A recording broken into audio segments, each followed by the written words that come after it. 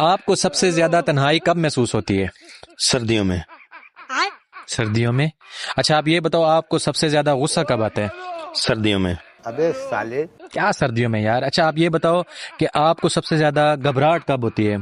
सर्दियों में। ऐसे ऐसे गाली दूं, ऐसे ऐसे गाली दूं ना। क्या यार, सर्दियों में लगाया हुआ है आपने? मैं कुंवारा हूं ना, तो हर वक्त डिप्रेशन में रहता हूँ। तो आप अपनी डिप्रेशन दूर करो ना। डिप्रेशन दूर करता हूँ डांस करके सर्दियों में।